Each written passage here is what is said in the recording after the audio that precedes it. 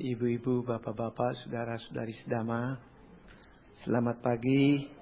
Terimalah salam saya dalam dhamma. Namo Buddhaya.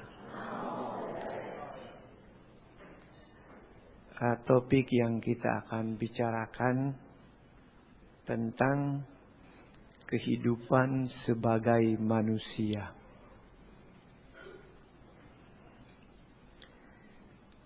Topik ini saya pilih dalam artian bahwa dalam kitab Dhammapada ada ayat yang menyebutkan kelahiran sebagai manusia adalah sangat sulit. Padahal fakta di dalam kehidupan kita sekarang, penduduk dunia bertambah begitu cepat. Berarti kelahiran manusia gampang dong ya. Sebab untuk Indonesia saja setiap tahun kita tambah berapa? Nah, kalau begitu tadi malam gak dengar debat itu ya. Tapi jangan khawatir, gak dikasih nilai kok. Ya, diperkirakan 5 juta per tahun. Repot juga ya.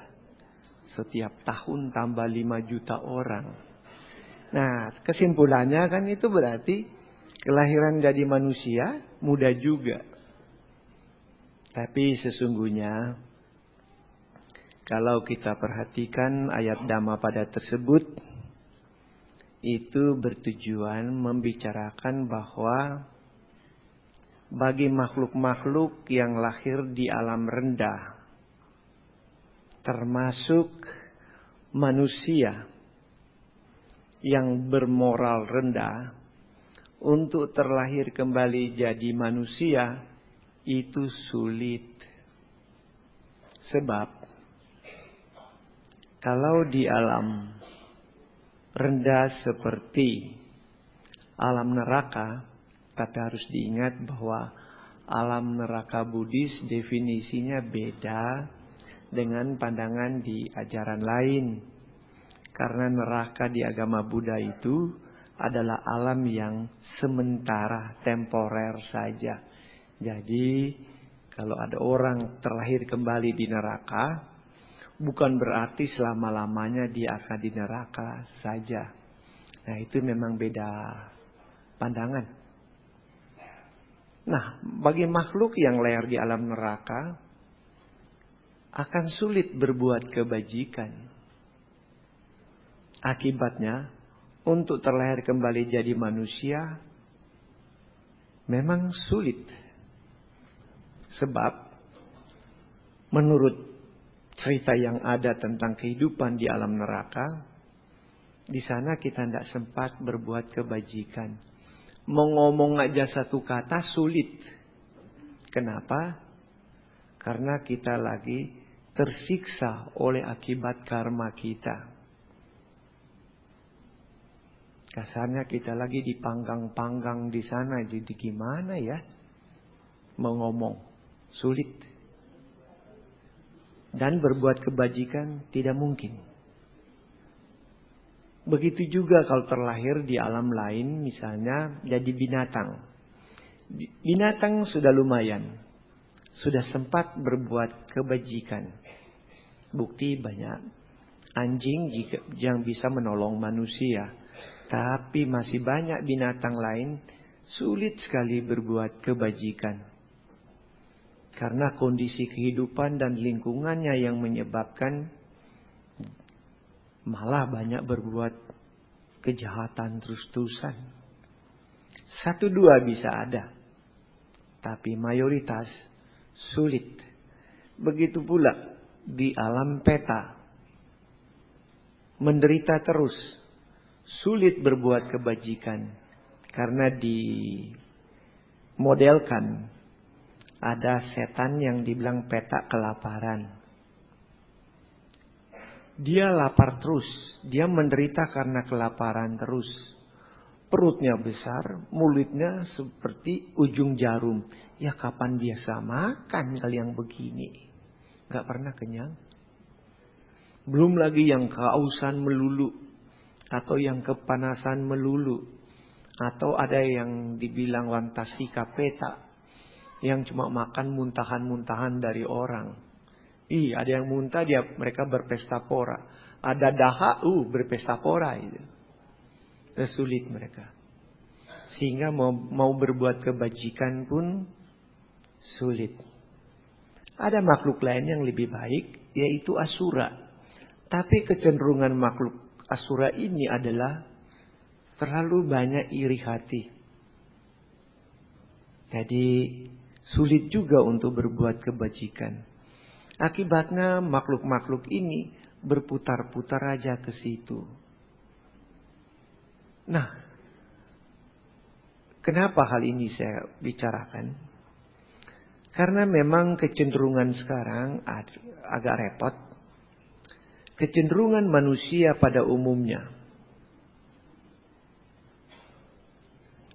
Moral tambah turun.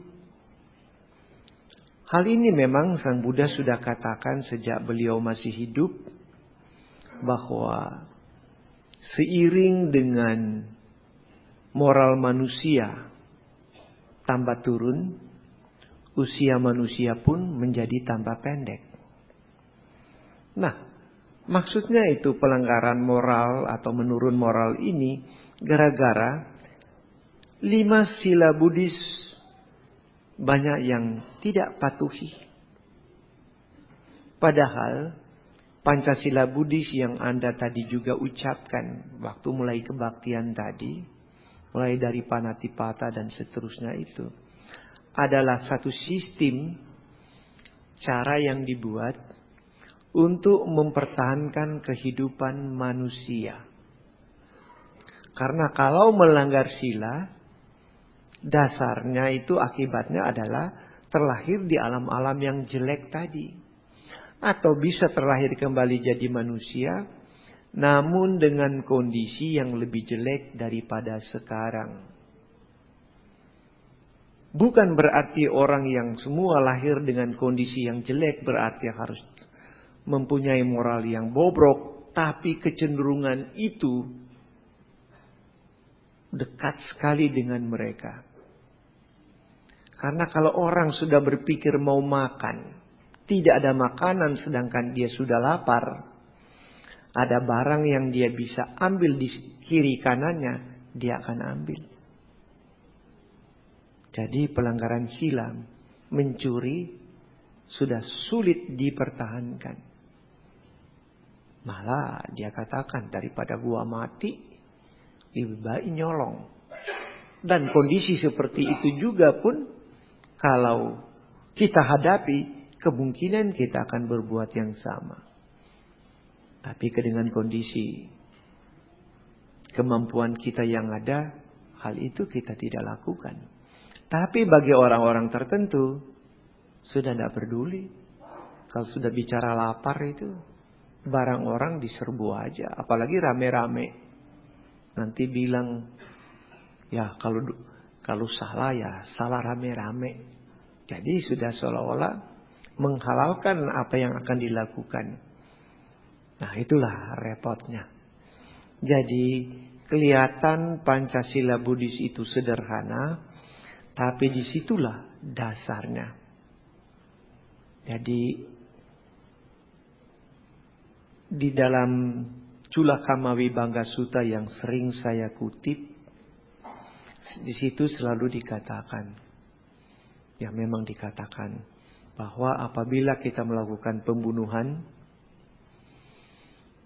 pertama-tama yang kita akan dapati, begitu kita meninggal dunia, langsung welcome to hell. Dan itu no negotiation, tidak ada rundingan lagi. Langsung lahir di alam sana. Nah itulah tadi, kalau lahir di alam niraya atau alam neraka begitu, sudah repot. Nanti sudah habis kekuatan karma untuk di alam itu, baru terlahir di alam yang lebih baik. Syukur-syukur kalau jadi manusia. Kalau masih jadi binatang dulu. Nah, begitulah seterusnya.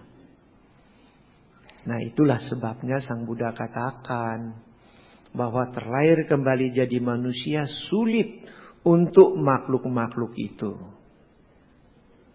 Namun makhluk-makhluk lain, kalau dia terlahir di alam surga, karma baiknya sudah mulai berkurang, dia akan terlahir kembali jadi manusia. Sehingga kita bisa mengacu atau menginfer bahwa banyak juga orang zaman sekarang terlahir kembali di bumi kita sebagai manusia berasal dari alam surga. Nah, ini dari kata-kata orang yang bisa atau mampu melihat mengatakan begitu. Dia katakan bahwa lihat aja. Tetapi jangan bangga dulu ya. Bahwa orang-orang yang kelihatan cakep-cakep, ganteng-ganteng itu. Dan hidup sekarang lumayan. Itu dulunya itu berasal dari alam surga. Sedangkan yang lain, yang suka kelihatan sangar dan kejam, dulu banyak yang berasal dari alam asura. Sebab itu sifat mereka masih agak bengis, masih kejam. Ya, tentu saja bagi mereka yang cantik, ganteng, bilang dari alam surga sih senyum-senyum aja senang. Tapi sebenarnya harus nangis itu. Kenapa? Dulu di alam surga, sekarang sudah jadi manusia. Kalau balik ke sana, kalau turun lagi gimana? Nah, itulah yang repot. Sebab itu, saya tuh berpikir, kita tidak usah banyak cerita alam surga. Banyak orang selalu mengatakan demikian. Kalau mati, lahir di alam surga. Memang di Anguttara Nikaya itu Sang Buddha katakan ada 4 keinginan manusia awam. Kita orang biasa punya keinginan ada 4 yang wajar. Yang pertama, ingin lahir kembali jadi kaya. Tapi dengan cara-cara yang benar, bukan karena korupsi tentu. Yang kedua, ingin mempunyai kedudukan dan nama baik di masyarakat. Mau jadi pejabat apa bolehlah, tapi dengan nama baik tentu. Yang ketiga, ingin supaya sehat-sehat dan umur panjang. Dan yang keempat, ingin supaya kalau mati terlahir kembali di alam surga. Jadi bukan saya menentang kata-kata Sang Buddha, tapi mau mempertahankan diri sebagai manusia saja sudah runyam. Itulah yang saya maksudkan. Jadi tujuan awal kita bertahan dulu jadi manusia. Sebab banyak juga yang sudah lahir jadi manusia, tapi menggunakan kondisi kemanusiaannya karena salah mengerti. Dulu saya sudah pernah ungkapkan ini, maksud saya, ada orang-orang sudah lahir kembali jadi manusia, tapi bukan mau mempertahankan moralnya, tapi malah bengkok. Maksud saya tidak meledek orang, tapi itu pandangan Buddhis memang demikian. Yaitu mereka-mereka yang terlahir dengan kondisi seksual yang ada kelainan, harus mengerti bahwa itu akibat karma buruknya yang lampau. Dia harus perbaiki. Yang saya maksudkan adalah yang sekarang mulai populer di dunia, disitulah moral mulai kelihatan bobrok, yaitu orang-orang yang sudah menganggap benar untuk kawin sesama gender. Perempuan kawin dengan wanita, laki-laki kawin dengan pria. Bagi mereka anggap itu normal. Nah, itu kan banyak negara sudah disahkan itu. Tapi di dalam pandangan Buddhis tetap itu nggak beres. Kenapa dia begitu? Karena terjadi kelainan seksual. Sampai feelingnya pun sudah nggak tertarik. Kalau dia wanita nggak tertarik sama laki-laki ganteng sekalipun modelnya apa, masa bodoh. Begitu juga dengan wanita, dengan laki-laki. Wanita mau seksi apapun deket dia, nggak tertarik tuh. Nah kenapa? Sudah ada kelainan. Kenapa dia jadi begitu? Ya rumusnya, karena pada kehidupan yang lampau dia melanggar sila ketiga. Jadi sekarang dia lahir dengan kondisi sudah bengkok. Dia kawin sesama gender, dia belok jauh lagi. Waduh, bisa lahir kembali nanti. Jadi apa? Hermaprodit. Hermaprodit itu mempunyai 2 kelamin. Wah pusing. Meditasi pun sudah susah. Kelahiran sebagai hermaprodit menurut pandangan agama Buddha adalah kelahiran yang sial. Soalnya mau mengembangkan batin sulit. Khususnya mau meditasi. Sulit kenapa? Belum mulai meditasi sudah punya kepribadian ganda. Split personality. Sudah repot dia. Nah tapi kan karena beda konsep, ini repotnya bukan main loh. Saya ikut wawancara tentang orang yang suka kawin sesama gender. Karena beda ajaran agama, otomatis otaknya juga lain dia berpikir. Mereka anggap itu benar, kenapa? Kami muncul di dunia ini siapa yang ciptakan? Sana kan, dia ciptakan jadi begini. Salah kami apa? Berarti kita normal. Kamu aja yang gak normal. Aduh, saya dengar begitu kaget. Bener juga dia. Tapi bukan maunya dia lahir kalau dia bilang. Karena pandangannya cuma begitu. Karena paham tentang kelahiran kembali atau hukum karma yang tidak habis dalam satu kehidupan. Tidak ada pada ajaran itu. Karena anggap hidup cuma satu kali ya sekarang ini. Yang lampau nggak ada tuh. Jadi hukum karma yang lampau kita sebagai hasil dari karma kita yang lampau. Mereka tidak pahami. Nggak ada ajaran itu. Padahal kalau orang dihipnotis. Ya maksud saya menggunakan ilmu umum bukan ilmu agama Buddha. Dihipnotis secara regresi. Dia bisa ingat dia dulu tuh siapa. Jadi siapa yang benar, siapa yang salah sekarang. Ternyata dengan hipnotis kita bisa melacak dulu kita itu siapa. Berarti kelahiran kembali itu memang ada. Tapi karena pahamnya bilang begitu, ya sudahlah. Kita nggak bisa ganggu gugat pandangan begitu. Tapi faktanya dia sekarang keberadaannya begini. Tetap di Buddhis. Kamu terima doktrin ini atau tidak, hukum karma tetap bermain. Kamu kena. Nah, tapi sudah susah. Dan ini pun yang saya pikir susah. Kenapa di negara-negara yang maju malah paham ini diterima. Memang beda ajaran, tapi ini yang banyak orang tidak pikirkan. Karena ada paham demokrasi di situ. Saya melihat, mungkin dari sisi saya pribadi ya. Misalnya Presiden Amerika, itu seorang Protestan yang baik. Dia tahu kondisi seperti ini. Tapi karena dia seorang Demokrat, yang memberikan hak kepada masyarakat, dan juga mempunyai hak bicara, dan hak individu, itulah demokrasi punya model. Maka kalau ada orang yang punya kelainan begini, itu hak hidupnya harus dikasih. Karena itulah demokrasi. Itu banyak orang gak ngerti. Dikira paham demokrasi, seperti apa yang dia bayangkan cuma bebas biasa. Nanti bebas macam-macam. Jadi kita nanti tidak usah kaget. Kalau di airport kita nanti melihat orang pacaran tapi laki-laki dengan pria, perempuan dengan wanita. Wah lucu-lucu. Ya, terimalah itu demokrasi begitu. Jadi bukan demokrasi harus terlepas. Sebenarnya demokrasi itu mesti ada moral. Yaitu demokrasi yang dipimpin, terpimpin atau diarahkan.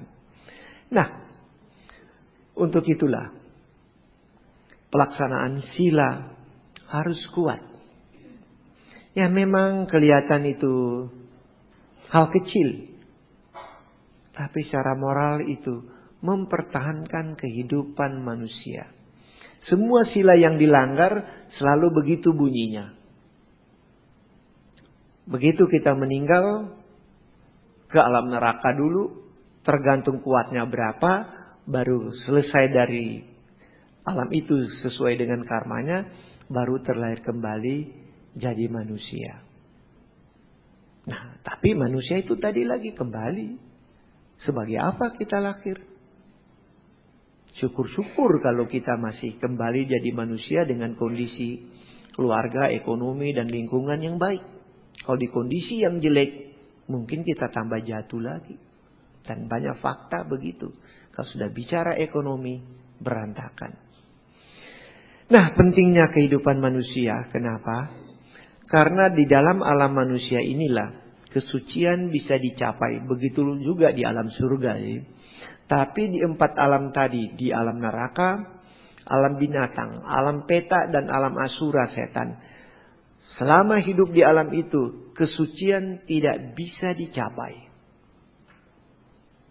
4 alam itu terkunci. Karena pikirannya sulit dikonsentrasikan. Sulit berbuat kebajikan. Ada sih sebenarnya 1-2 tapi bukan mayoritas. Mayoritas yang jelek. Sebab itulah para Buddha pun untuk mencapai kebudaan waktu sebagai bodhisattva harus terlahir kembali jadi manusia. Nah, bagaimana kita mempertahankan kehidupan kita sebagai manusia? Dasarnya memang itu tadi. Sila harus diperkuat. Tantangan kita hadapi. Tapi kita tidak boleh menyerah. Kedua, nah mulai dengan hubungan lingkungan sosial kita harus tingkatkan. Yaitu kita melakukan perbuatan kebajikan. Kita mulai berdana. Berdana kepada siapa yang membutuhkan tentu. Mau ke wihara juga karena untuk maintenance wihara juga mahal. Pokoknya kita berbuat kebajikan kepada mereka yang membutuhkan. Yang ketiga, memang lebih terlalu personal. Kita melaksanakan meditasi. Keempat, masih personal juga. Kita siap untuk rendah hati. Dan siap bekerja, menggunakan tenaga untuk membantu siapapun. Yang keempat, kita siap membantu siapa saja yang berbuat baik kepada kita atau kepada orang lain.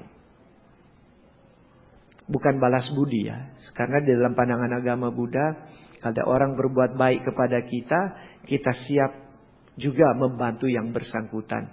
Tapi bukan dalam artian balas budi, karena kalau balas budi karmanya nanti impas-impas. Aku udah balas budi ya. Aku udah bayar ya. Nah, itu di Buddhis tidak. Anda berbuat baik, saya akan berbuat baik. Kita sama-sama maju. Lalu kewajiban kita yang lain untuk mempertahankan kemanusiaan. Kita arahkan kepada leluhur-leluhur kita. Kita melakukan patidana. Ya, patidana adalah berbuat kebajikan atas nama para leluhur. Apakah itu nanti di wihara ini juga melakukannya nanti pada hari Joko Ulambana. Itulah patidana yang kita lakukan. Lalu satu sikap juga yang perlu kita kembangkan adalah kalau mengetahui orang lain berbuat baik, kita juga ikut berbahagia dengan perbuatan baik itu. Ini satu sikap untuk menentang iri hati. Sebab ada kalanya ada orang berbuat baik, orang lain menentang dengan halus. Padahal itu kamuflase menutupi kelemahannya. Contoh, ada orang yang sama-sama kita jalan, ada orang menolong orang susah. Ya, berdana sama orang miskin. Si teman pelit, dia bukan puji, malah dia balik. Putar ceritanya. Dasar kamu sok kaya. Tolong orang malas. Padahal sebenarnya dia menangis. Aku kok gak bisa kasih ya. Karena apa? Gua ini pelit banget. Tapi kata-kata yang keluar terbalik. Kamu sok kaya, orang malas kok dikasih. Itu namanya kamuflase. Nah, sedangkan yang saya maksudkan tadi patanumodana itu adalah gembira atau senang lihat temannya. Wah, kalau dia bisa, nanti sebentar kalau ada saya yang kasih. Atau kapan-kapan saya mampu, saya akan berikan. Begitulah kita. Bukan iri. Begitu juga kalau ada teman yang maju, kita juga ikut gembira karena dia itu maju. Punya mobil yang bagus, kita bilang hebat, kamu sudah maju. Jangan bilang mobil dari mana ini. Ini korupsi ya. Loh, kamu nggak tahu persoalannya, jangan ngomong apa-apa. Siapa tahu dia dapat warisan dari orang tuanya. Nggak usah ngomong begitu. Kalau ngomong begitu sama teman yang dapat punya mobil baru, hujan-hujan dia lihat kita dari jauh, tuh wowor lagi jalan. Wah, di situ ada air, gua tancap gas aja biar dia keciprakan. Begitu dia lihat saya kena semburan air, dia cekikikan, rasain lu, mulut bawel tuh. Coba kalau kita bilang, wah luar biasa kali ini kamu sudah tambah maju ya. Oh, dia lihat dari jauh dia minggir. Mau kemana Pak? Mau ke sana. Ayo saya antar. Kan lebih untung daripada bikin yang pernyataan yang negatif. Nah itulah. Karena ada kalanya kata-kata kita itu tidak bisa kita saring. Kita terbawa emosi kita. Mau menang sendiri. Menghina orang lain. Jangan hina orang lain. Gak ada gunanya. Karma nanti berbalik. Itulah tugas patanumodana. Yang saya tidak hitung tadi tapi saya hafal sudah keberapa. Yang ke-8. Tugas sebagai manusia juga untuk mempertahankan kemanusiaannya adalah belajar dhamma. Mengembangkan kebijaksanaan. Itu tujuannya, belajar dhamma. Belajar dhamma sebagai dhamma desana. Ya, itulah yang Anda sekalian lakukan sekarang. Mendengar dhamma. Yang ke-9. Dhamma desana. Membabarkan dhamma. Nah itu bagian saya. Sekarang saya lakukan itu. Lalu yang ke-10 yang paling sulit kita kerjakan demi kemanusiaan. Adalah mengkritisi orang lain yang punya pandangan keliru. Agar dia kita luruskan. Sehingga dia memiliki pandangan benar. Wah ini yang paling susah. Kenapa? Teman dekat aja, orang tua ke anak, anak ke orang tua atau suami istri juga. Susah menerangkan itu. Nah, kenapa itu terjadi sulit? Ada kalanya gara-gara cara pendekatan. Mengkritisi orang lain dengan cara-cara yang salah. Seperti anak saja. Memang dia salah.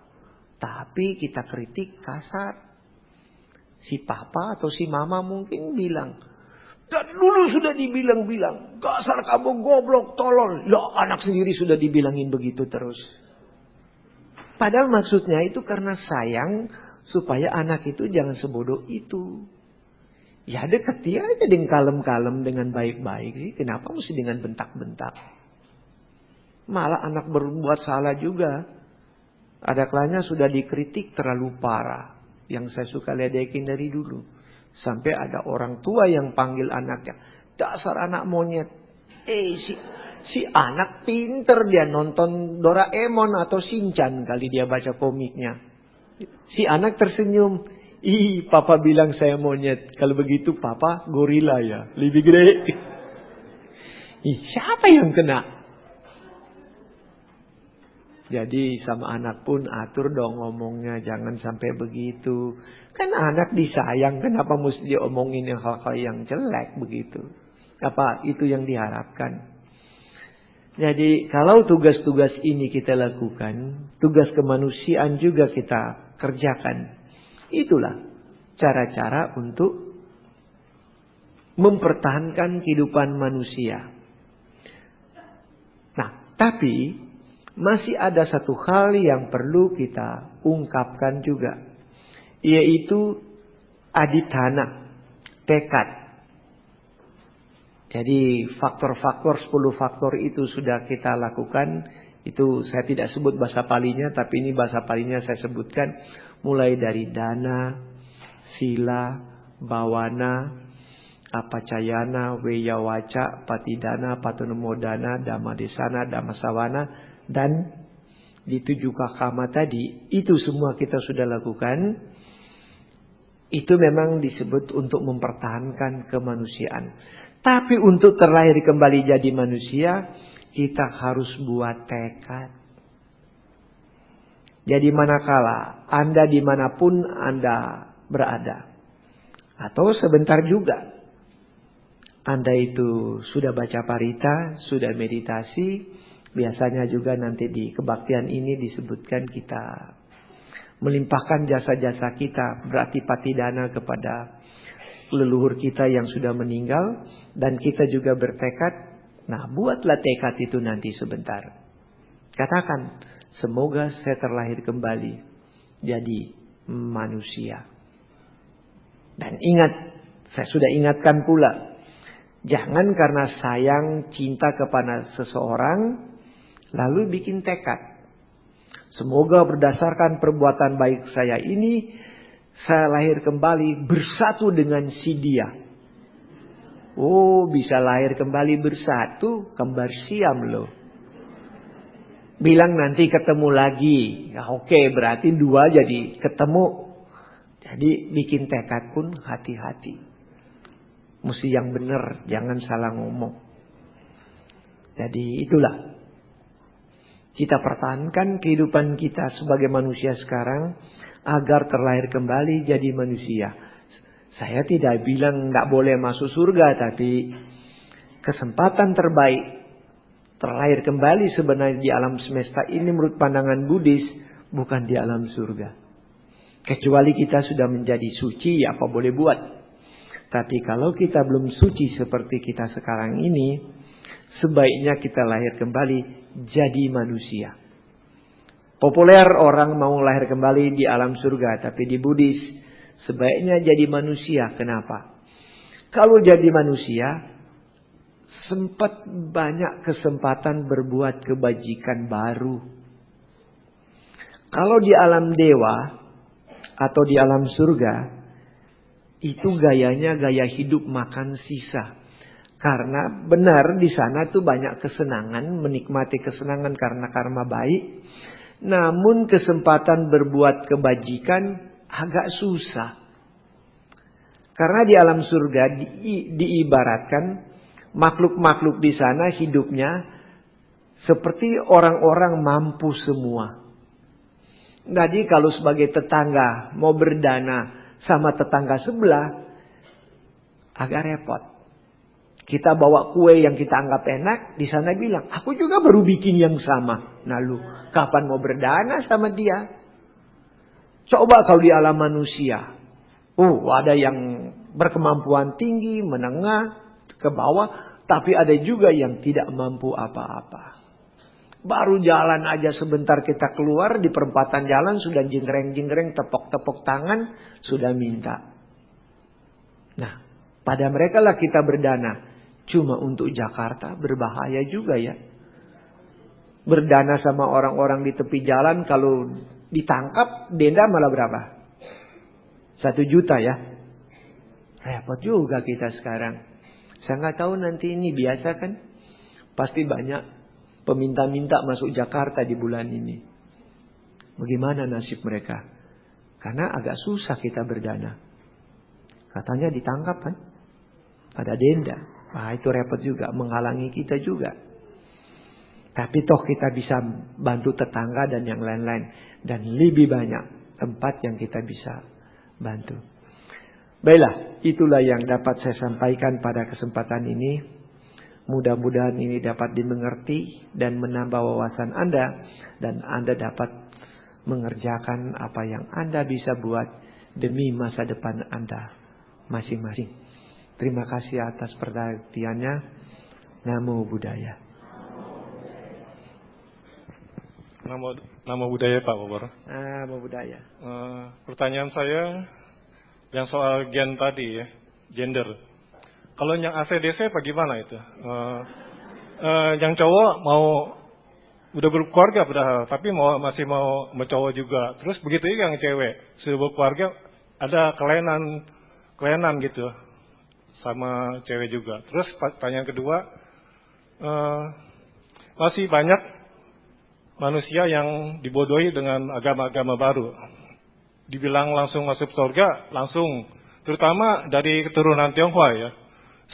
Segala agama yang ada di Indonesia, terutama di majelis di Buddha juga, ada yang promosi begitu, mati langsung masuk surga. Terus pada pindah gitu. Bagaimana tuh? Apa dulunya karmanya bagaimana gitu? Terus pertanyaan ketiga,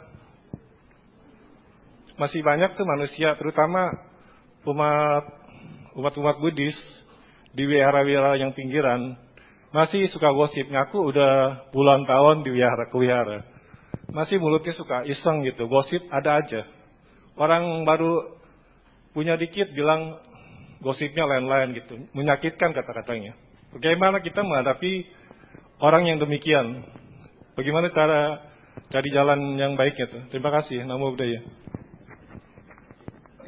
Ya baik, saya jawab dari belakang. Yang gosip-gosip, sebenarnya kalau misalnya orang sudah datang ke wihara, maunya bikin apa sih? Logikanya apa maunya didatang ke wihara? Mau beribadah, mengikuti kebaktian, dan mendengar khotbah dhamma. Tapi fakta di lapangan banyak di tempat lain juga saya perhatikan begitu. Ada Bante lagi kasih khotbah, orang malah ribut bercerita. Jadi yang kiri kanannya yang kebingungan. Aku datang ke wihara mau dengar khotbah dhamma, tapi di samping saya yang duduk malah ngomong ribut. Akhirnya orang itu malas datang ke wihara. Kenapa? Yang datang juga suka ribut. Jadi hati-hati yang suka ribut itu. Karena menurut apa yang saya baca, orang yang ganggu orang lain lagi belajar dhamma atau dengar dhamma, di masa depan kalau dia lahir kembali jadi manusia, itu jadi bego, jadi bodoh. Ya sorry aja, begitu bunyinya. Saya cuma bilang doang kan. Nah, banyak orang yang suka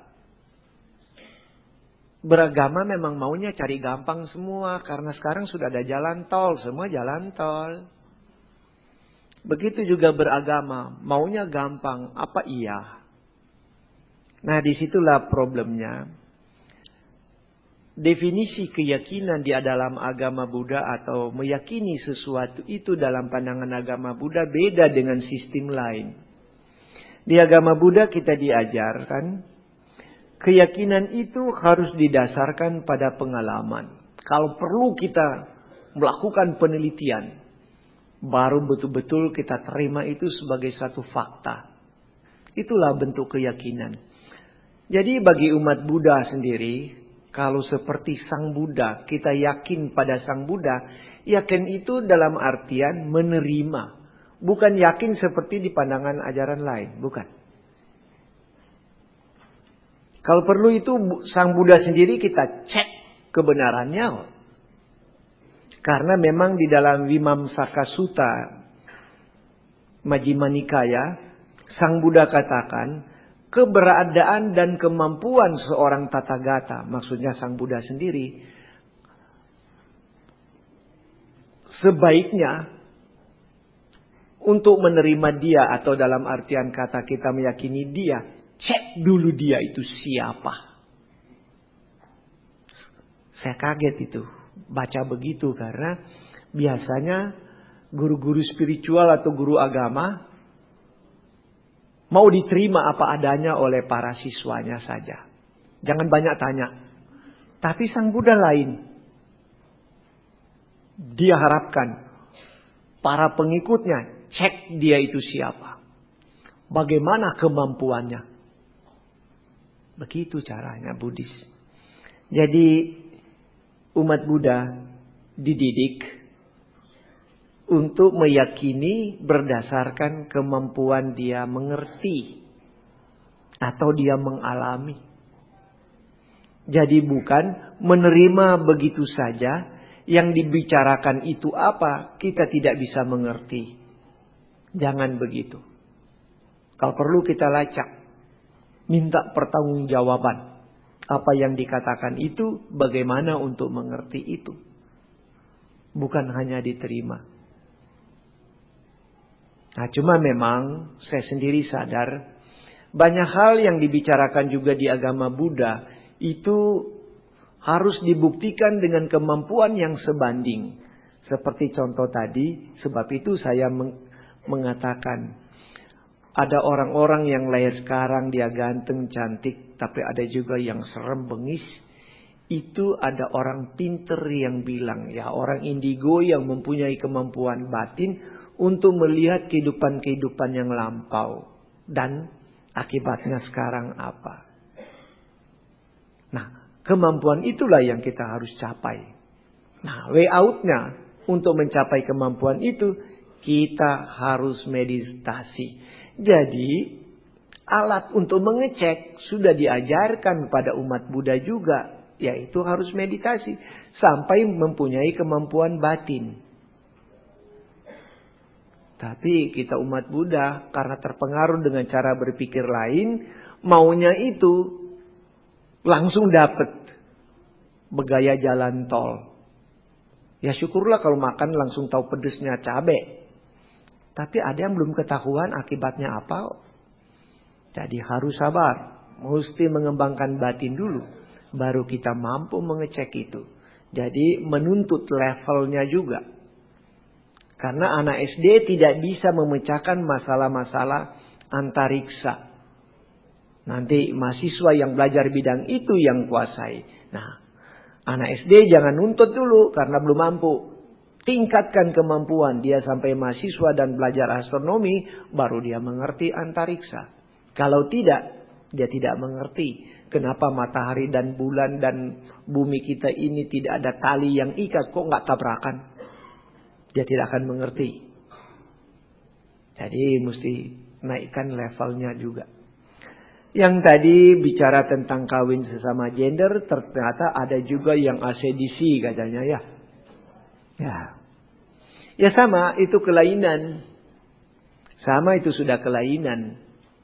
Tapi maksud saya yang tadi saya tekankan tentang sesama gender kawin karena sudah berapa negara itu mensahkan, melegalkan perkawinan begitu. Kalau orang homo lesbian sudah umum tapi tidak bilang kawin, sah. Tapi sekarang laki-laki kawin dengan pria menjadi suami istri. Bingunglah aku. Kok suami istri laki-laki, ngapain mereka itu? Begitu juga wanita dengan wanita. Menjadi katanya suami istri. Kok aneh? Nah itulah yang repot, Pak. Tapi kalau yang cuma yang homo-homo lesbian begitu ya udah banyak, yang Bapak bilang banyak. Dia sudah berkeluarga, punya istri tapi ternyata senang juga pria juga. Ya ada yang begitulah. Tapi yang sudah sah itu berarti negara ikut menyetujui. Nah itu yang repot, Pak. Itulah saya bilang karena korban demokrasi itu dituntut demikian. Nah itu sama, pokoknya yang ACDC begitu juga sudah penyimpangan. Nanti lahir kembali lebih parah lagi dia. Syukur-syukur kalau dia lahir jadi manusia. Nanti jadi binatang yang komplit. Karena ada binatang yang memang punya dua kelamin kan. Kasarnya ada binatang yang membuahi diri sendiri sampai bisa jadi mempunyai keturunan, termasuk di situ itu cacing. Nah, tapi kalau jadi cacing, kapan mau berbuat baik? Lihat alam aja susah ada di dalam tanah. Kasihan amat hidup makhluk begitu. Karena manusia mati bisa lahir jadi binatang. Binatang mati bisa lahir jadi manusia. Ah, itu juga ACDC kan. Tapi kelahirannya, bukan perbuatannya. Jadi tetap itu melanggar sila. Ya, baik. Ada pertanyaan lain? Silakan.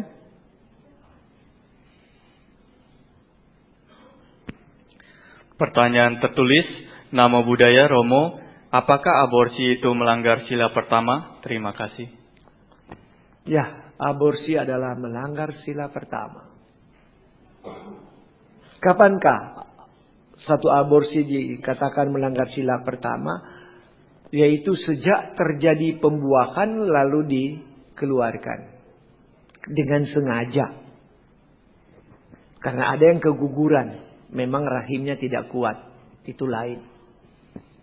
Tapi kalau yang mengeluarkan itu dengan cara-cara paksa itu, tetap melanggar sila. Termasuk demi menyelamatkan si ibu. Memang itu risiko. Ada kalanya seorang ibu itu hamil. Kalau dia hamil terus, mencelakakan dirinya. Dia bisa mati. Nanti tinggal diperhitungkan mana lebih menguntungkan menurut perhitungan manusia tentu. Ibu yang selamat atau bayi yang selamat tapi mamanya meninggal. Nah, biasanya itu diaborsi. Salah tetap salah. Tapi beda dengan memang sengaja nyata-nyata mau aborsi saja. Banyak orang mau freelance, mau free aja. Kalau berbuat begitu, enggak dong demi membela kehidupan, tetap kena. Ada karmanya. Nah, lalu karma apa? Apa yang harus kita buat untuk nangkis karma buruk? Ya function banyak-banyak aja lah. Habis sudah terjadi demi keselamatan, kita function, save the life. Jadi kita sekarang sudah menghilangkan kehidupan, yaitu anak kita sendiri. Nah, si ibu dan bapak rajin aja selamatkan makhluk lain. Berapa banyak? Tidak disebutkan batasannya berapa. Pokoknya selama kita mampu lakukan, kita kerjakan. Itulah caranya yang terbaik kita kerjakan. Ya, ada yang berikut. Apakah hewan atau binatang memiliki kesadaran sehingga mereka bisa berbuat kebajikan? Ataukah mereka tidak memiliki kesadaran sehingga mereka akan mengalami kehidupan dalam alam hewan selama masa karma mereka tanpa kesadaran sebelum lahir di alam lain atau manusia? Makhluk yang hidup di 31 alam. Apakah di alam neraka, alam binatang, alam setan, peta atau asura. Termasuk manusia dan seterusnya. Semua memiliki kesadaran. Binatang kan jelas. Kita panggil aja itu anjing kita. Mopi, dia datang. Dia datang kok. Baru kita ketok-ketok tempat makannya, dia sudah tahu. Dia sudah lari, dia mau makan. Malah ada binatang tertentu. Misalnya rumah terbakar. Tuannya lagi tertidur. Wah, si anjing yang nabrak-nabrak pintu. Si tuan yang marah-marah. Sialan, anjing ganggu saya bobok. Marah-marah. Tapi begitu dia keluar, asap sudah banyak. Akhirnya dia bilang apa? Syukur anjing saya, selamatkan gua. Aduh. Tapi tadinya dia maki-maki. Jadi binatang pun berbuat karma. Dia punya kesadaran, juga punya kehendak. Cuma bedanya, anjing, dalam pandangan agama Buddha, anjing mempunyai juga, atau binatang-binatang tertentu mempunyai pikiran. Kalau pikiran binatang banyak yang open, terbuka dan blak-blakan. Manusia terlalu cunning, terlalu munafik. Manusia sudah marah masih bisa tersenyum. Kalau binatang marah dia ngamuk, blak-blakan. Binatang kalau sudah lapar kita kasih makan, dia serbu. Manusia dipanggil makan. Udah, aku sudah makan. Tadi pagi. Dia sadar dia nak mau bohong juga. Jadi dia bilang, mari makan. Oh, terima kasih sudah makan. Tadi pagi. Atau, sudah makan. Kemarin malam. Kalau binatang gak belak-belakan itu. Itulah bedanya manusia dengan binatang. Tapi kembali pada pertanyaan, binatang punya kesadaran. Dia punya pikiran juga. Ya, silakan. Nama budaya Pak Wawor, saya ingin bertanya apakah seseorang yang meninggal akan terlahir dulu di alam neraka atau ia akan terlahir kembali di alam yang sesuai dengan karma yang telah ia perbuat? Dia akan terlahir sesuai dengan karma dia perbuat. Nah, kalau dia melanggar sila, ya welcome to hell. Kalau silanya baik dan dia berbuat kebajikan, ya welcome to heaven. Tergantung karmanya dong. Tapi kalau dia sudah melanggar sila, karmanya yang atur dia terlahir di alam yang menyedihkan itu. Ya, lanjut aja. Apakah memang benar bila orang yang masih hidup senang belajar ilmu sesat, setelah meninggal akan lama berada di alam antara atau alam paracihan dan susah untuk naik alam yang lebih baik? Ya itu tadi misalnya ada orang yang suka main black magic aja, ilmu sesat kan. Black magic, apa tukang santet ke, tukang pelet, atau mau cari kaya, mau apa. Itu selalu bekerja sama dengan makhluk lain dan biasanya makhluk itu asura. Nah orang-orang yang main begini, begitu dia meninggal, bisa menggantikan si asura yang tolong dia menjadi asura atau menjadi anak buah asura.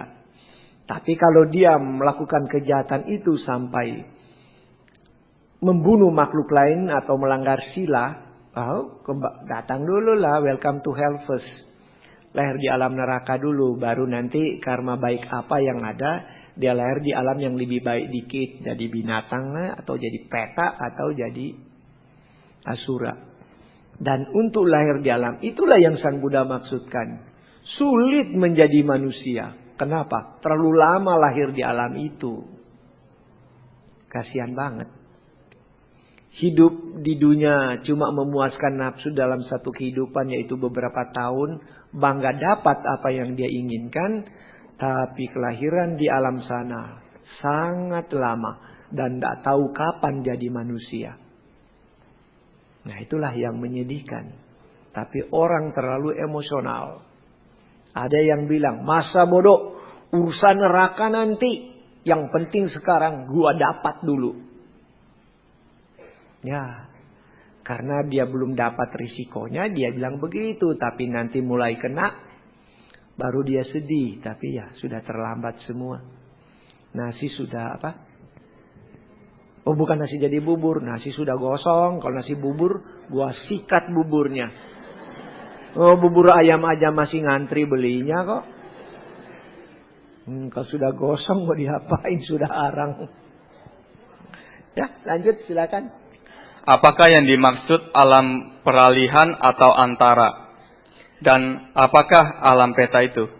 Di dalam agama Buddha tidak ada alam peralihan atau alam antara. Sebenarnya itu sudah alam kelahiran di alam tertentu.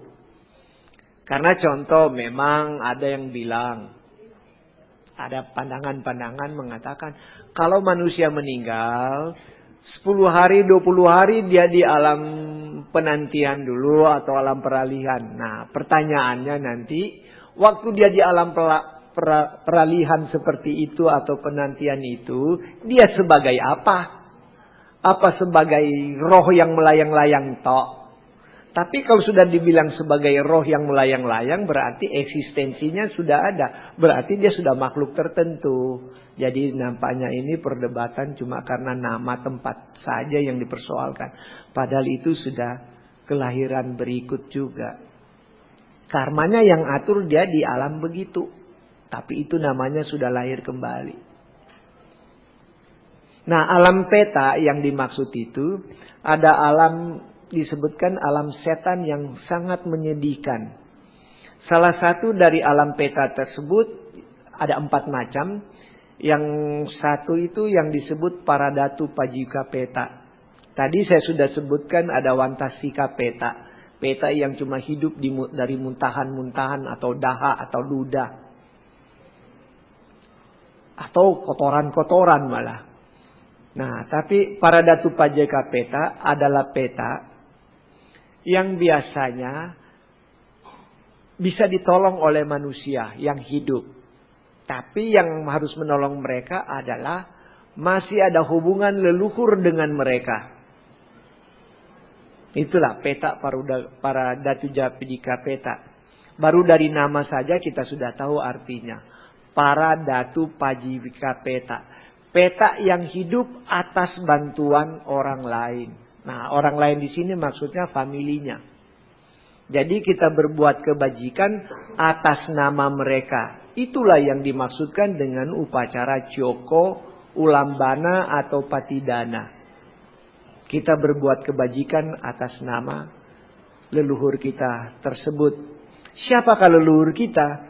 Mungkin mereka itu bisa saja dari masa yang sudah lama. Mungkin ratusan ribu kali kehidupan yang lampau. Jadi leluhur kita bukan cuma yang jadi apo dengan engkong yang kita kenal. Bukan. Termasuk pada kehidupan-kehidupan yang lampau. Nah, mungkin mama papa tapi pada kehidupan yang lampau. Mereka lah yang kita lakukan patidana. Berbuat kebajikan atas nama mereka. Dan mereka pun akan tertolong bukan karena kiriman karma kita. Sebab menurut hukum karma tidak ada karma baik yang bisa dikirimkan kepada siapapun. Pemilik karma adalah dia sendiri. Maka keluarga kita itu kalau kita bantu bukan karena kita kirim karma baik. Tapi ketika mereka melihat kita berbuat kebajikan atas nama mereka, mereka bangga. Yaitu kata-kata saya tadi yang disebut patanumodana. Ikut berbahagia dengan perbuatan baik orang lain. Yaitu famili kita. Begitu mereka lihat kita berbuat kebajikan atas nama mereka, mereka bangga. Kalau kasarnya nanti setan-setan peta ini begitu lihat keluarganya berbuat baik, dia bercerita sama teman-teman setan peta. Tuh, itu orang itu famili saya, dia berbuat kebajikan gara-gara gua. Wah, dia bangga. Nah, itulah kebanggaan ini ikut berbahagia dengan perbuatan baik kita. Inilah yang menolong dia. Karena secara otomatis dia memunculkan pikiran baiknya sendiri. Karma baik dibuat di pikiran kecil, tapi efeknya besar. Dia bisa mati dari alam peta, lahir kembali di alam yang lebih baik. Itulah sebabnya patidana dianjurkan untuk kita lakukan. Kapanpun, dimanapun, sebab pasti ada keluarga kita yang jadi para datu pajiwika peta. Malah, kalau kita sebagai umat Buddha ini, leluhur kita mendekat ke kita karena dia tahu. Kitalah yang tahu cara menolong mereka. Dan syukur Sang Buddha memang ajarkan cara itu.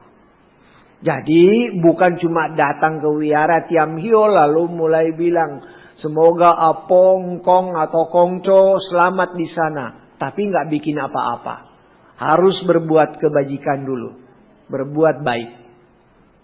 Baru katakan, semoga berdasarkan perbuatan baik saya ini, Kongco saya, Engkong saya, atau siapalah leluhur yang sudah meninggal, mereka ikut berbahagia. Jadi bukan cuma ngomong tok. Nanti di jalan aja, di mana aja kita berada, karena ingat Engkong langsung bilang, semoga Engkong bahagia. Tapi nggak ngapa-ngapain. Oh, itu namanya angin berlalu itu. Mesti berbuat kebajikan dulu. Patidana kan disuruh begitu. Atau ulambana juga begitu. Berbuat sesuatu. Tapi harus berbuat kebajikan. Sekurang-kurangnya kita berdana. Meditasilah, baca parita, ya boleh. Semoga berdasarkan saya baca parita ini. Atau semoga berdasarkan saya meditasi ini. Engkong atau siapa leluhur saya ikut berbahagia. Itulah cara patidana. Atau di jalan raya aja. Baru jalan sebentar, jengreng-jengreng kita berdana kepada orang yang susah tersebut. Lalu kita bikin upacara patidana di atas mobil. Semoga berdasarkan berdana tadi, leluhur saya ikut berbahagia. Begitulah caranya. Bahasa Palinya bunyinya idang wo nyatinang hutu sukita hutu nyatayo, yang disebutkan di dalam Etawata. Itu yang kita ungkapkan. Ya, lanjut. Namo Buddhaya Romo, saya ingin menanyakan jika semasa hidupnya orang selalu penuh dengan rasa iri hati, dengki, serakah, dan selalu menjelek-jelekan orang lain, karma apa yang akan dia terima pada kehidupan sekarang dan kehidupan yang akan datang? Oh, dia nanti lahir banyak dimusuhi orang dan tampangnya jelek. Habis marah-marah melulu. Sudah cantik atau ganteng, tapi mukanya asem, iri melulu. Hidup sekarang aja nggak senang. Lihat orang lain maju, dia kesel melulu. Kesel dibikin sendiri, bego banget.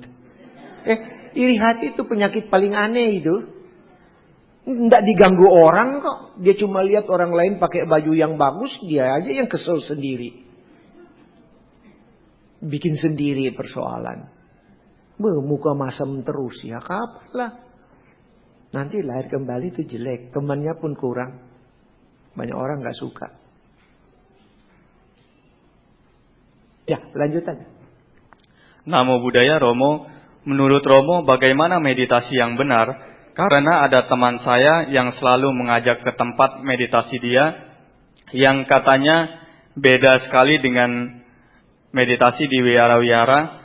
Di sana guru meditasinya bisa membuka aura kita agar cepat mendapatkan hasil, bisa masuk dewa dan melihat leluhur kita menjadi kaya dan lain-lain. Apakah ajarannya benar?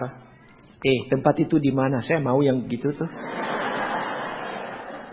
Saya langsung jadi serakah juga. Oh, kan tadi sudah dibilang salah satu keinginan manusia biasa apa?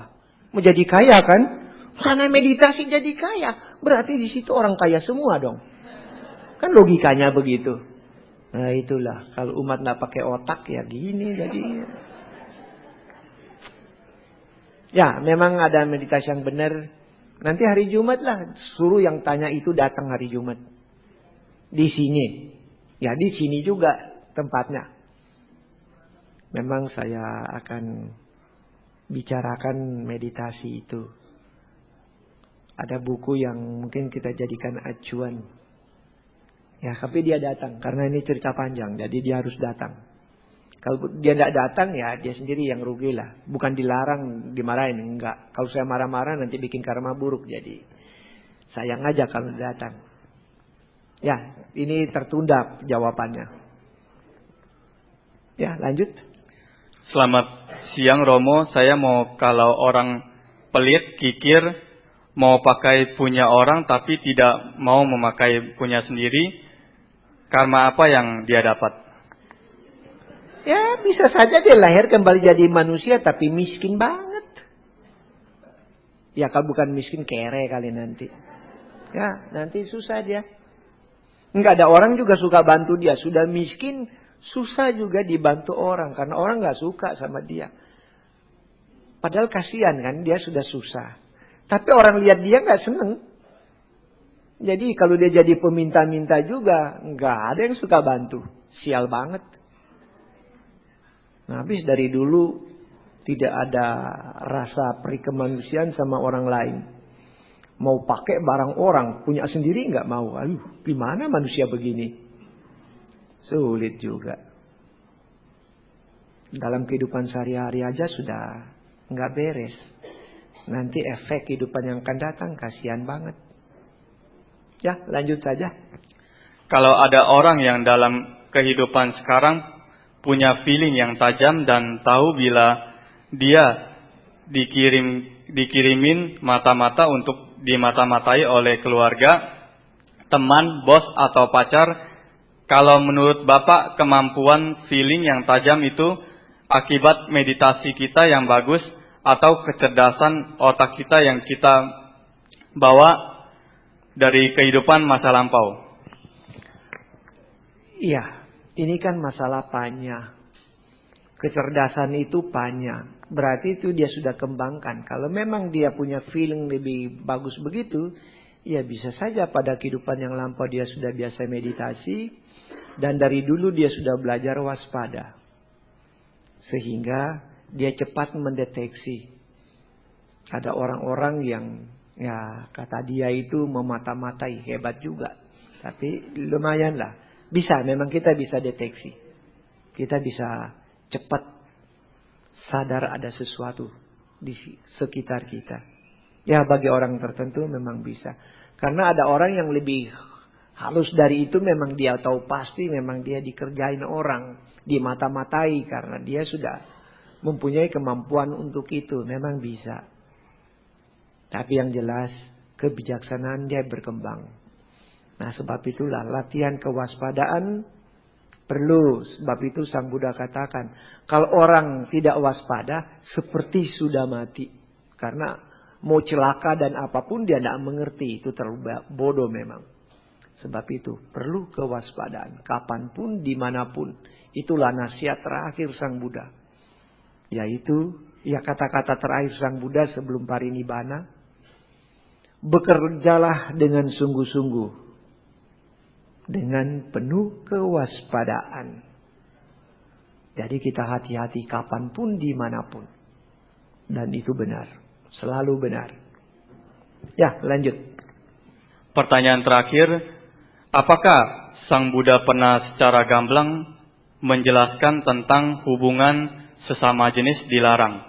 Saya pernah mendengar khotbah Ajahn Brahm yang mengatakan bahwa hubungan sejenis tidak melanggar sila 3, asalkan tidak berganti-ganti pasangan. Bisakah Romo menjelaskan hal ini?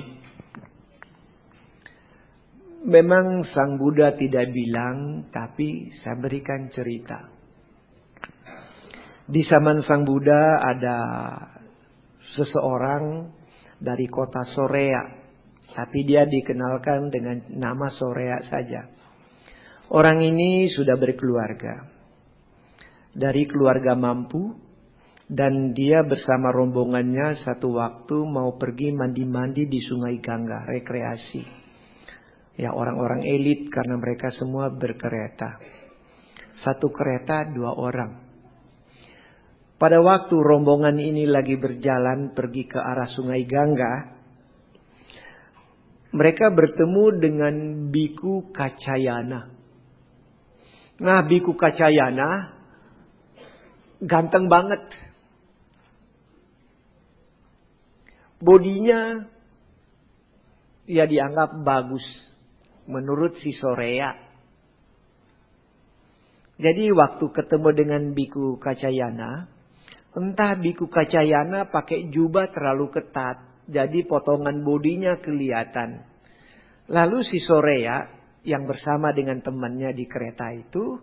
Lihat Biku Kacayana tersebut. Pikirannya bengkok. Ya wajarlah manusia sih. Masih manusia biasa. Mengebayang. Aduh, bodinya Bante itu, kalau bodi itu seperti bodinya itu jadi seperti bodi istri saya. Asik banget. Nah, asik apa jangan tanya lagi ya. Begitu dia pikir seperti itu selesai, otomatis si Sorea ini yang sudah kawin punya anak 2 dengan istrinya tentu. Berubah menjadi laki-laki, jadi wanita total. Berubah total. Dia laki-laki, sudah kawin punya anak 2. Habis dia lihat itu biku lalu dia berpikir bengkok. Begitu pikiran bengkok ini selesai dia pikirkan, dia berubah jadi wanita. Saya bilang total kenapa? Sebentar setelah dia di kereta dan dia tahu dia jadi wanita. Sedangkan mereka mau mandi-mandi di Sungai Gangga berarti kan buka-buka baju kan. Akan kelihatan dia perempuan. Padahal baru berapa detik yang lalu dia tuh laki-laki. Sekarang tanda wanita sudah jelas. Tanpa operasi dia berubah total. Apa yang dioperasi jangan tanya lagi lah. Nah sudah. Jadi dia tahu dia sudah punya feeling perempuan dan dia sudah perempuan. Dia bisik sama temennya. Saya berhenti sebentar. Dia takut bicara kencang. Kenapa? Suara perempuannya nanti keluar. Tentu temannya bingung. Apa? Kan bingung nanti lihat dia jadi lain. Dia turun dikira cuma mau buang air. Tapi dia lihat temannya nggak perhatikan dia lari. Nah, setelah dia lari, dia ketemu dengan rombongan. Dia ikut rombongan lain. Para pedagang. Ya, ceritanya panjang. Akhirnya dia kawin. Dikawini oleh seorang pemuda. Begitu dia kawin, ceritanya panjang. Akhirnya dia punya 2 anak. Dia lahirkan. Berarti dia jadi wanita total kan. Kalau bencong dioperasi jadi wanita, sampai kapanpun gak akan pernah hamil. Karena dia tidak punya kandungan, tidak punya apa tuh. Ya kandungan rahimnya sama dong. Rahim dan tidak punya apa namanya. Tidak punya sel telur dah. Jadi nggak mungkin. Itu kalau bencong dioperasi.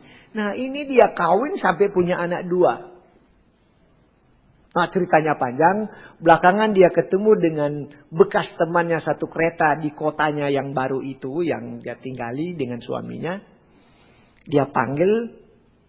Jadi si orang ini kebingungan. Dia dipanggil oleh wanita. Singgah dulu ke rumahnya. Padahal dia itu di kota lain. Bukan di kota Sorea lagi. Jadi waktu dia dilayani oleh si ibu. Si laki-laki ini bilang. Ibu, saya tidak kenal ibu. Tapi kok ibu baik sekali sama saya. Wah, tapi si ibu yang jawab. Kamu kan namanya ini. Loh, kenapa ibu tahu saya? Kamu kan yang gini. Loh, kok ibu kok tahu saya? Malah si ibu tidak banyak jawab. Dia cuma bilang. Masih ingat nak dulu kamu berkereta lalu teman kamu itu kemana itu? Wah, jangan tanya dia. Kasihan dia sudah mati. Orang tuanya sudah bikin upacara kematian dia. Dia nggak mati. Saya ini orangnya. Aduh ibu jangan bercanda dong. Dia teman saya laki-laki, ibu perempuan. Ya iya saya ini. Lalu ibu itu ceritakan. Oh begitu tuh ceritanya. Bantai itu, Bantai Kacayana ada di mana? Pas, nggak jauh dari kota ini dia. Kalau begitu, saya cari si Bantai. Kamu sebagai ibu rumah tangga, kamu siapkan makanan. Kita undang dia makan di rumah ini besok pagi. Nah, temannya itu pergi cari, lalu datang ke rumahnya. Nah, sampai di rumahnya si Bantai dikasih makan. Tapi sebelum makan, tapi makanan semua sudah diserahkan.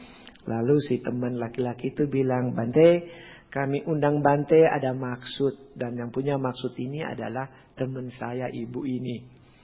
Nah lalu ibu itu bilang, Bante, dulu berapa tahun lalu itu saya bersama dia ini naik kereta mau mandi-mandi di sungai. Ketemu Bante lagi jalan. Dan waktu itu saya itu jelek pikiran saya Bante. Karena waktu itu saya bayangkan kalau body Bante itu menjadi seperti dimiliki oleh istri saya akan asik begini Bante. Tahu-tahu Bante, habis saya berpikir saya berubah jadi perempuan begini ini Bante. Jadi untuk pikiran itu, walaupun Bante tidak tahu, tapi saya minta maaf Bante.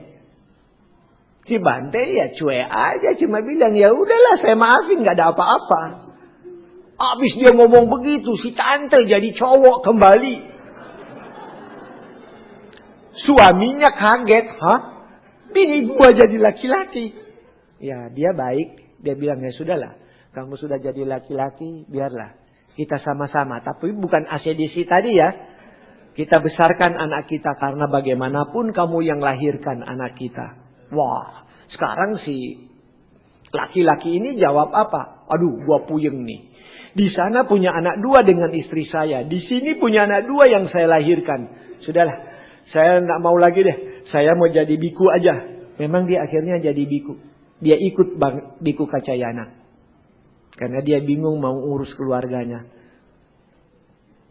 Nah, bagaimana jawabannya? Baru berpikir bengkok aja bisa berubah. Apalagi ACDC begitu, walah. Ya itu jawabannya. Kok cerita kita akhirnya di ACDC aja ya? Ya, tapi banyak orang mau sembunyi-sembunyi padahal ini kasus yang perlu dibahas. Ya kan? Itulah. Baiklah, saya kira cukup sekian dulu perbincangan kita. Mudah-mudahan ada manfaatnya, memperluas wawasan kita untuk kita hidup lebih aman, damai di dunia ini.